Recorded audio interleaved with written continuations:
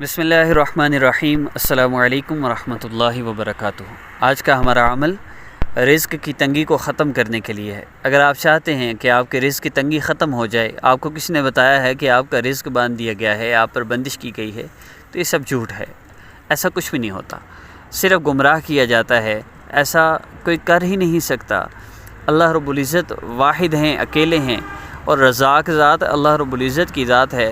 اللہ رب العزت نے رزق بند کرنے کا ٹھیکہ کسی کو بھی نہیں دیا ہوا، لیکن ہم جن لوگوں کے پیچھے بھاگتے ہیں، ان لوگوں نے تو اللہ رب العزت کو حساب دینا کوئی نہیں، یہ تو ایسے بے فکر بیٹھے ہیں، لیکن ہم نے تو دینا ہے۔ ہم ایسے لوگوں کے پاس کیوں جاتے ہیں؟ اللہ رب العزت فرماتے ہیں اولم یکفی بربک، کیا تیرے لیے تیرا رب کافی نہیں؟ اب ہمارے لیے اللہ کافی ہیں، تو پھر ہم کیوں کسی غیر کے پاس جائیں؟ اور اللہ پاک سے اپنے مسائل کو حل کروانے کا اس سے بہتر اور کوئی راستہ نہیں۔ اور رزق کی تنگی دور کرنا چاہتے ہیں، مال و دولت کی فراوانی چاہتے ہیں، قرض سے نجات چاہتے ہیں، یا کوئی بھی مال و دولت کے حوالے سے آپ کا مسئلہ ہے، تو اس کے لیے میں یہ وظیفہ عرض کر رہا ہوں۔ آپ نے پہلے دو کام جن کے بغیر گزارا ہی نہیں، جن کے بغیر آپ کا مسئلہ حل ہی نہیں ہو سکتا، وہ دو کام کیا ہیں؟ آپ نے 5 وقت نماز کا اہتمام کرنا ہے۔ نماز کی پابندی کے بغیر اگر آپ کا کوئی مسئلہ حل ہو جائے، یہ ناممکن بات ہے۔ دوسرا کام کیا ہے؟ دوسرا کام آپ نے یہ کرنا ہے کہ آپ نے 100% اپنے آپ کو گناہوں سے بچانا ہے۔ اب 100% گناہوں سے کوئی کیسے بچ سکتا ہے؟ کوئی فرشتہ تو نہیں ہو سکتا۔ دیکھیے، اس امت میں کتنے لوگ گزرے ہیں، 20 سال گزر گئے، ان کے نامہ اعمال میں ایک بھی گناہ نہیں ہوتا تھا۔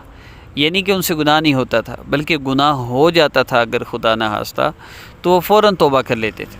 فوراً توبہ کر لی جائے تو گناہ لکھا ہی نہیں جاتا۔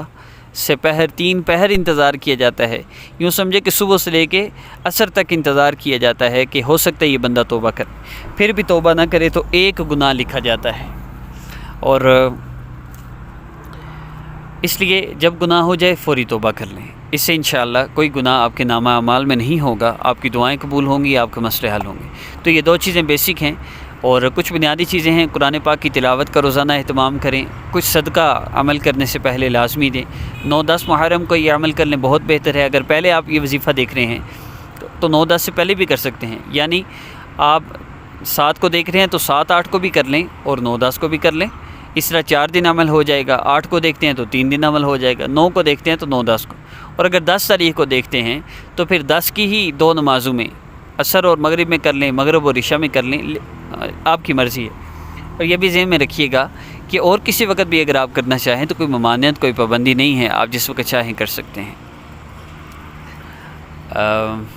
اب کیا میں بات عرض کر رہا ہوں؟ میں یہ عرض کر رہا ہوں کہ یہ کچھ بیسک ہدایات ہیں۔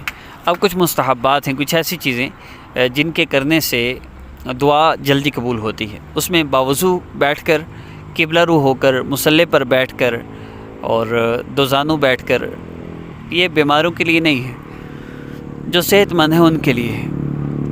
اگر ان چیزوں کا اہتمام کر لیں گے تو زیادہ جلدی فائدہ ہوگا۔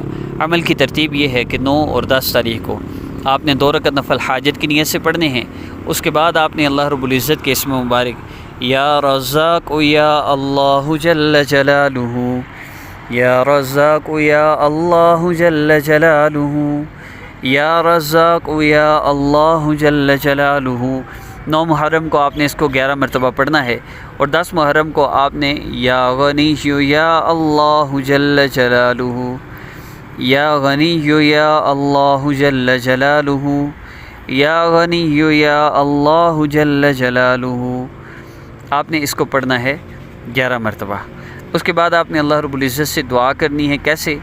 3 مرتبہ درود پاک پڑھنا ہے، اس کے بعد دعا کے لیے ہاتھ اٹھا لینے ہیں، اور اللہ رب العزت سے یوں عرض کرنا ہے، پیارے اللہ، آپ نے ہم پر اتنے احسانات فرمائے، ان احسانات کا شکر ادا کیجیے۔ اللہ، آپ نے زبان دی، آپ نے زبان تو دی، زبان کو بولنے کی طاقت بھی دی، آپ کا لاکھ لاکھ شکر ہے۔ آپ زبان کو بولنے کی طاقت نہ دیتے تو کتنے لوگ ایسے ہیں جن کی زبان ہے لیکن بول نہیں سکتے، آپ کا لاکھ لاکھ شکر ہے۔ اللہ جی، کتنے لوگ ایسے ہیں جن کے کان ہیں، سن نہیں سکتے، آپ نے کان بھی دیے، کانوں کو سننے کی طاقت بھی دی، آپ کا لاکھ لاکھ شکر ہے۔ آپ یہ 3-4 چیزیں ہی، صرف ان 3-4 چیزوں پہ شکر ادا کرنا شروع کر دیں، جسم کے ان اعضاء کو کا، تو اسی پہ ہی بس ہو جاتی ہے۔ اللہ رب العزت کی ایسی نعمتیں ہیں، دل کی کیفیت اور ایسے بدلنے لگ جاتی ہے، بندہ حیران ہو جاتا ہے۔ اور بس اتنا ہی. جب آپ 2 سے 3 منٹ اس کو کر لیں تو اس کے بعد آپ نے دعا کرنی ہے. دعا کا طریقہ کیا ہے؟ آپ نے دعا یوں کرنی ہے، پیارے اللہ آپ نے اتنے احسانات فرمائے ہیں، ایک احسان اس عاجز پر ایک اور فرما دیجئے. پیارے اللہ میرا یہ مسئلہ ہے، آپ میرا یہ مسئلہ حل فرما دیجئے. اللہ پاک سے یوں مانگ لیں، انشاءاللہ آپ کا بڑے سے بڑا مسئلہ بھی اللہ رب العزت لمحوں میں حل فرما دیں گے. 2 دن کا یہ عمل ہے. جب آپ دعا کر لیں تو آخر میں 3 مرتبہ درود پاک پڑھنا ہے. حدیث مبارکہ کا مفہوم ہے جس دعا کے شروع آخر میں درود پاک نہ ہو وہ دعا اللہ رب العزت کے ہاں پہنچتی ہی نہیں. اس کا خاص طور پہ آپ نے اہتمام کرنا ہے کہ آپ نے درود پاک لازمی پڑھنا ہے، عمل کے شروع میں بھی اور عمل کے آخر میں بھی. بس اتنا ہی آج کا عمل ہے، اس میں مزید کسی چیز کی ضرورت نہیں.